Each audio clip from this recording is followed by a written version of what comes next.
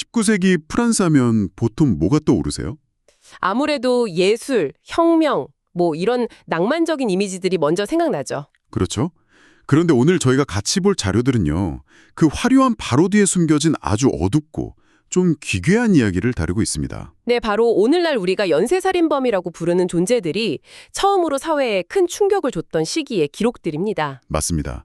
하녀들만 누렸던 남자, 그리고 프랑스 남동부를 공포에 떨게 했던 프랑스판 잭 더 리퍼에 대한 이야기죠. 사실 이 자료들을 보면 단순히 끔찍한 사건 나열이 아니에요. 네, 저도 그 점이 정말 흥미로웠어요. 이 사건들 때문에 범죄를 보는 시각, 그러니까 범죄학이라는 게 어떻게 태동했는지를 따라가는 과정이 정말 대단하더라고요. 맞습니다. 그래서 오늘은 이 두 살인마 이야기에서 시작해서 알렉산드르 라카사뉴라는 선구자의 이론을 거쳐서 연쇄살인이라는 단어 자체를 둘러싼 현대의 논쟁까지 한번 깊게 파고 들어가 보려고 합니다. 네, 좋습니다. 자, 그럼 19세기 프랑스의 어두운 이면으로 한번 들어가 볼까요? 네. 그럼 첫 번째 인물부터 한번 보죠. 자료에 나오는 하녀 살인마 마르탱 뒤물라르. 네. 겉보기엔 그냥 평범한 시골 남자였다고 하는데 이게 더 소름 끼치는 것 같아요. 어떤 인물이었나요? 네, 이 뒤물라르라는 인물은 1850년대 프랑스 리옹을 중심으로 활동했는데요. 수법이 아주 교활하고 계획적이었습니다. 아, 당시 일자리를 구하려고 도시로 막 올라온 젊은 시골 여성들 있잖아요. 네네. 그 여성들한테 접근해서 시골에 있는 부유한 성에 아주 좋은 조건의 하녀 일자리가 있다고 꿰어내는 거죠. 아, 희망을 주는 척하면서요. 그렇죠. 당시로서는 상상도 못할 연봉 250프랑? 이런 파격적인 조건을 제시하니까요. 와, 그럼 이제 희망에 부풀어서 따라 나섰다가 외딴 숲길 같은 데서 끔찍한 일을 당하게 된 겁니다. 그럼 이런 범행이 어떻게 알려지게 된 건가요? 꽤 오랫동안 못 잡았던 것 같은데요. 결정적인 계기는 한 여성의 정말 필사적인 탈출 덕분이었습니다. 아, 생존자가 있었군요. 네. 1861년에 마리 피숑이라는 여성이 20번째 희생자가 될 뻔했죠. 뒤물라르가 숲길에서 갑자기 올가미가 달린 밧줄로 목을 조르려고 하니까 오, 그녀가 정말 격렬하게 저항하면서 어둠 속으로 도망친 거예요. 그리고는 근처 농가에 가서 도움을 요청했고요. 와, 정말 한 사람의 용기가 대단하네요. 맞습니다. 이 여성의 증언, 특히 뒤물라르의 인상착의에 대한 아주 구체적인 묘사가 수사의 결정적인 단서가 됐습니다. 그렇게 해서 경찰이 그의 집을 덮쳤을 때 정말 상상도 못할 것들이 나왔다고요? 그렇습니다. 경찰이 뒤물라르의 집을 수색했을 때 범행 동기가 아주 명확하게 드러나는 증거물들이 쏟아져 나왔습니다. 어떤 것들이었죠? 희생자들의 드레스, 모자, 스타킹, 손수건 같은 의료와 소지품이 무려 1250점이나 발견된 겁니다. 잠깐만요. 1250점이요? 네. 와, 그게 다 한 사람 집에서 나왔다는 게 믿기지가 않는데요. 이건 단순 살인이 아니라 거의 사업 수준의 강도 행각이었네요. 정확합니다. 심지어 아내까지 공범이었어요. 세상에? 뒤물라르가 살해한 여성들의 옷과 소지품을 훔쳐오면 그의 아내 마리안 마르티네가 그걸 리옹 시장에 내다 파는 역할을 한 거죠. 정말 이들에겐 살인이 끔찍한 비즈니스 모델의 일부였군요. 네, 이 사실이 알려지면서 당시 사회가 엄청난 충격에 빠졌습니다. 이렇게 치밀하고 또 돈을 목적으로 움직인 살인마가 있던 바로 그 시기에 전혀 다른 유형의 괴물이 프랑스를 공포에 떨게 했다는 게 참 기이해요. 자료에 나오는 프랑스판 리퍼, 조제프 바셰 말이죠. 네, 맞습니다. 이 사람은 뒤물라르랑은 완전히 정반대의 인물처럼 보이더라고요. 네, 조제프 마셰는 그야말로 광기와 무차별적인 증오의 상징 같은 인물이었습니다. 일단 외모부터가 굉장히 기괴했다고 하죠. 그렇죠. 스스로에게 총을 쏴서 생긴 끔찍한 얼굴 흉터, 그리고 직접 만든 흰 토끼털 모자. 이런 모습으로 프랑스 남동부 시골 지역을 떠돌아다녔습니다. 주된 표적은 어린아이들이었고요. 네, 외딴 들판에서 양을 치던 어린 소녀들이 주된 표적이었습니다. 범행 방식도 뒤물라르와는 비교할 수 없을 정도로 잔혹했다고 기록되어 있네요. 그렇습니다. 바셰의 범행은 어떤 목적이 있다기보다는 극도의 잔인함 그 자체가 특징이었습니다. 희생자들을 수십 차례 찌르고 시신을 끔찍하게 훼손하는 등 분노와 증오를 그냥 폭발시키는 듯한 양상을 보였죠. 이 사람의 과거를 보면 좀 짐작이 가는 부분이 있더라고요. 네, 군 복무 시절부터 상관을 공격하는 등 극단적인 폭력성을 보였고요. 그러다 한 여성에게 청혼을 거절당하자 그녀에게 총을 쏘고 자신도 머리에 총을 쏴서 자살을 시도합니다. 아, 그때 살아남으면서 얼굴에 그 흉터가 생긴 거군요. 맞습니다. 그 이후에 그는 사회 전체에 대한 복수심으로 살인을 저지르기 시작했다고 주장했죠. 이렇게 완전히 다른 두 유형의 살인마가 같은 시대에 나타났다. 이건 당시 사회나 수사당국 입장에서는 엄청난 혼란이었을 것 같아요. 그렇죠. 도대체 범죄란 무엇인가, 이런 괴물들은 어디서 나오는가 하는 근본적인 질문을 던질 수밖에 없었을 겁니다. 바로 이 지점에서 범죄를 과학적으로 이해하려는 새로운 움직임이 시작되는 거죠. 정확합니다.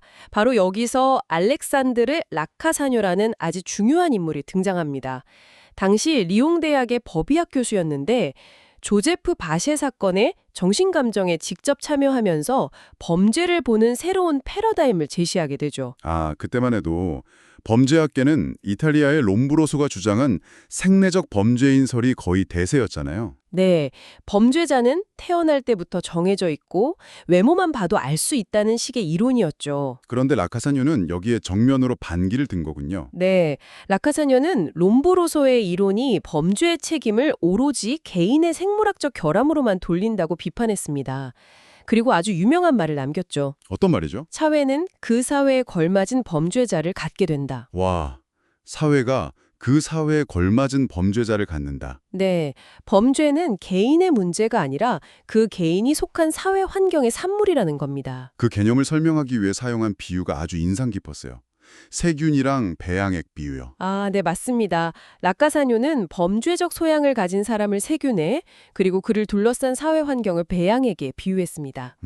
아무리 위험한 세균이라도 적절한 온도나 영양분이 있는 배양액을 만나지 못하면 번식할 수 없다는 거죠. 아, 그렇군요. 마찬가지로 어떤 사람이 설령 범죄적 기질을 타고났다고 하더라도 그를 진짜 범죄자로 만드는 건 결국 가난, 교육의 부재, 폭력에 노출된 어린 시절 같은 사회적 배양액이라는 겁니다. 아, 그 비유를 들으니까 바로 뒤물라레 사례가 떠오르네요. 자료에 따르면 뒤물라레가 고작 4살 때 아버지가 반역죄로 사람들 앞에서 사지가 찢기는 끔찍한 처형을 당하는 걸 직접 목격했다고요. 네, 그랬다는 기록이 있습니다. 와, 4살 때 그런 장면을 봤다니 상상조차 하기 힘든데요. 라카사뇨의 관점에서 보면 그 끔찍한 유년기의 트라우마야말로 그를 범죄로 이끈 결정적인 배양액이었던 셈이네요. 바로 그 지점입니다. 라카사뇨는 범죄의 원인을 개인의 천성에서만 찾지 않고 사회 전체의 책임으로 확장시킨 최초의 학자 중 한 명이라고 볼 수 있습니다. 그래서 교도소 개혁이나 교육의 중요성 같은 걸 계속 강조했군요. 네, 그렇죠. 그렇다고 그가 범죄자에게 무조건 관대했던 건 또 아니었습니다. 그는 과학적 증거를 굉장히 중시했던 초기 법의학의 선구자이기도 했어요. 네, 그 점도 정말 흥미로웠어요. 단순한 이론가가 아니라 오늘날의 CSI 같은 걸 연상시키는 실천가였다는 점이요. 맞습니다. 독성학이나 혈흔 형태 분석, 심지어 총알 자국과 특정 총기를 연결하는 연구까지 시도했으니까요. 범죄 현장에서 과학적 증거를 찾으려고 했던 최초의 인물 중 한 명이었네요. 네, 과학 수사의 아버지 같은 인물이라고 할 수 있습니다. 자, 그런데요. 우리가 지금까지 뒤몰라레나 바셰를 아주 자연스럽게 연쇄살인범이라고 불렀잖아요. 네. 근데 이 용어의 기원을 찾아보는 부분에서 저는 좀 깜짝 놀랐습니다. 당연히 FBI가 1970년대쯤 만든 현대적인 용어라고 생각했는데 자료로 보니까 그게 아니더라고요. 하하, 많은 분들이 그렇게 알고 가시죠. FBI 프로파일러인 로버트 레슬러가 이 용어를 대중화시킨 건 사실입니다. 아, 대중화시킨 거군요. 네. 하지만 전문 문헌에서 연쇄살인범, 독일어로 세리엔머더라는 용어를 처음 사용한 사람은 1930년 독일 베를린 형사정찰국의 에른스트 게나트라는 인물입니다. 1930년이요. 생각보다 훨씬 오래됐네요. 그렇죠. 그가 뒤셀도르프의 흡혈귀, 페터 큐레텐 사건을 분석하면서 이 용어를 처음으로 학문적 맥락에서 사용했습니다. 그러니까 이 용어가 세상에 나온 지 거의 100년이 다 되어 가는데 더 놀라운 건 아직도 학계나 수사기관에서 통일된 단 하나의 정의가 없다는 사실이에요. 네, 맞습니다. 이게 왜 이렇게 합의가 어려운 거죠?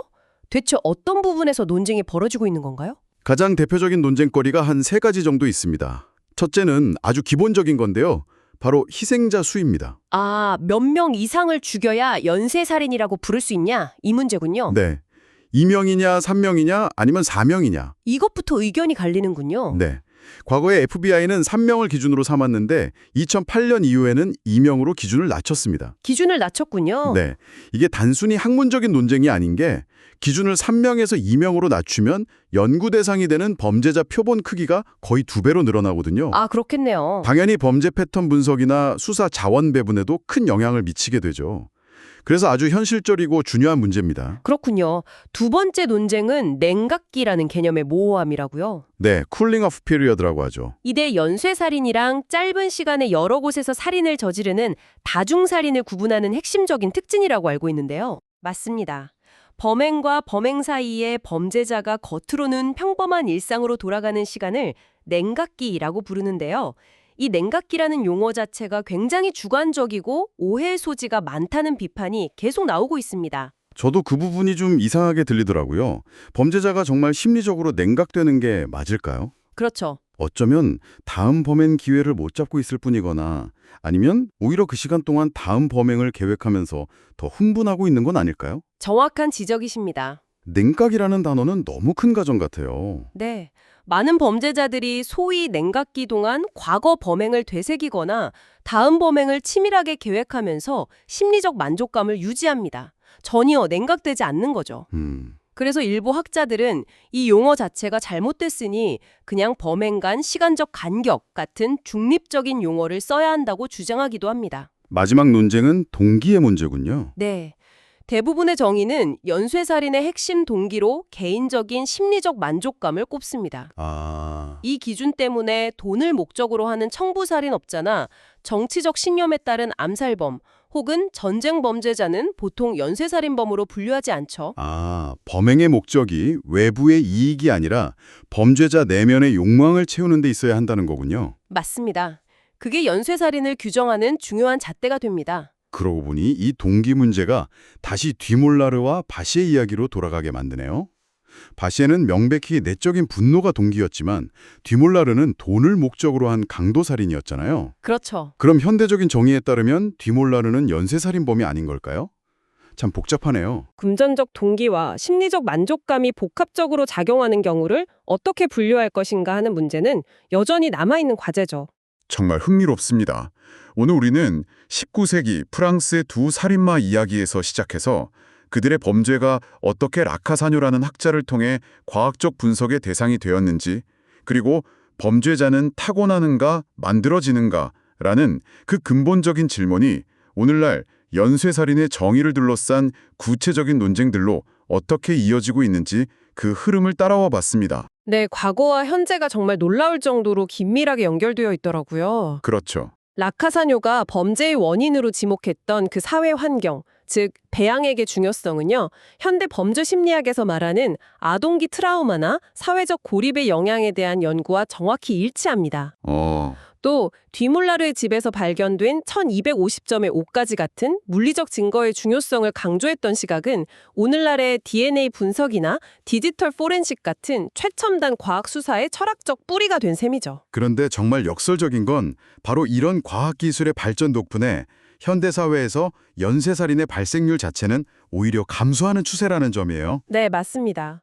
DNA 데이터베이스가 구축되고 CCTV가 우리 삶 곳곳을 비추면서 과거처럼 한 명의 범죄자가 오랫동안 정체를 숨기고 범행을 이어가기가 훨씬 어려워졌기 때문이겠죠. 그렇죠.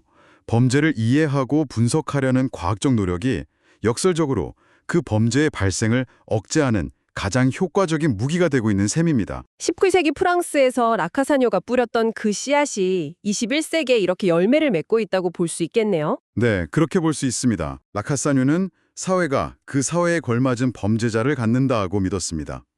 범죄 다큐멘터리와 팟캐스트가 넘쳐나고 때론 살인마들이 하나의 캐릭터처럼 소비되기도 하는 오늘날 우리 사회는 어떤 종류의 범죄자를 갖게 될까요? 어쩌면 범죄라는 현상에 대한 우리의 이 집요한 관심 자체가 우리가 이해하려는 바로 그 현상을 만들어가고 있는 것은 아닐까요? 청취자 여러분께서도 한 번쯤 생각해 보실 문제입니다.